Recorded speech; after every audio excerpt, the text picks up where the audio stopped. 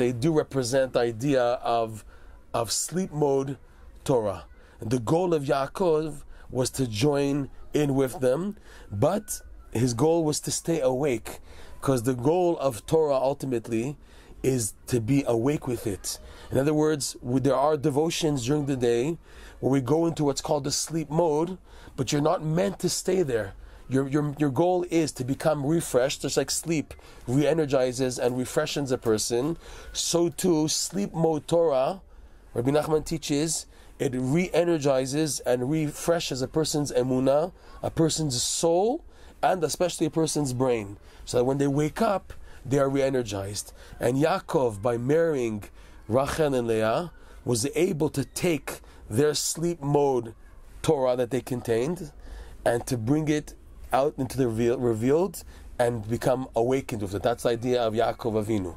And like Rashi also points out, that Yaakov Avinu lo met. Yaakov Avinu never died. Even when it says in the Torah that he lay down to rest and then they embalmed him in Egypt, so Rashi points out that Yaakov Avinu never really died. The idea that a tzaddik is not dying is the idea that he's awake, always awake, and that's the idea that they say Yaakov Avinu is always awake. So, this is the idea of awakened Torah and sleeping mode Torah, but the goal is to bring it out into the open. But the only way to connect to the Torah is that a person needs this sleep mode Torah. So this is hinted to nicely in the Gemara, where the Gemara says in Ta'anit that a Jew who sees that his Torah is hard like iron, kasheh alav kebarzel, that a person feels he can't understand the Torah because it's so hard for him. So what's the situation? What's the solution? Yarbe bishiva. When a disciple sees that learning Torah is so hard, he's trying his best to learn, but he can't understand it. So the Gemara says he should be accustomed to sitting down. What does it mean to sit down? Rashi explains sitting down meaning that he should spend more time with the other students who are listening to the class, the Torah class, and by listening to them, he'll pick up what he couldn't understand. This is how Rashi explains it. The Meiri has an amazing insight on this Gemara. The Meiri explains that Yarbe Bishiva means that a person should be accustomed to doing hitbodedut, private meditation, which is also called yeshiva, like the verse says, Badad Yeshev.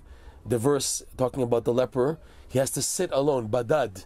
The word Badad is similar to what Rabbi Nachman calls hitbodedut, which means private prayer. And the Meiri explains that a person who sees that his learning is hard like barzel, so he has to be abundant in hitbodedut. In our context, barzel represents the four mothers that Yaakov married: Bilhah, Rachel, Zilpah, and Leah. When a person sees that his Torah is hard as barzel, meaning that he wants to connect to the oral Torah, the sleep mode Torah, in order to re-energize himself to be awake like Yaakov Avinu, Yarbe Bishiva, he has to be abundant in hitbodedut, which we've explained many times in past classes. This is the trick that Lavan did, that Hashem really did, that Yaakov first married Leah and then Rachel, because Leah signifies prayer, especially personal prayer. Like we said, the eyes of Leah were crying. She was always davening. And through the prayer, she got to marry Rachel.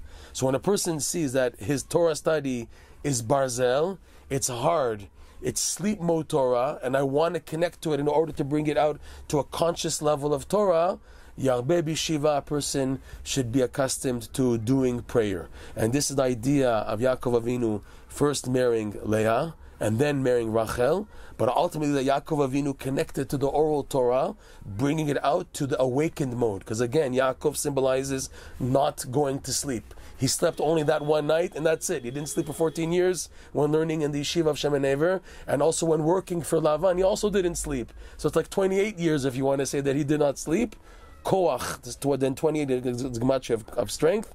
And in this sense, every Jew also, we have sleep mode attitudes that were meant to refresh and re-energize, but not to stay there, to bring it out into the open, to be a Yaakov Avinu, to be in the attribute of Yaakov, which is the idea of being awake and having what's called awakened mode Torah, to be able to bring it down on a practical level.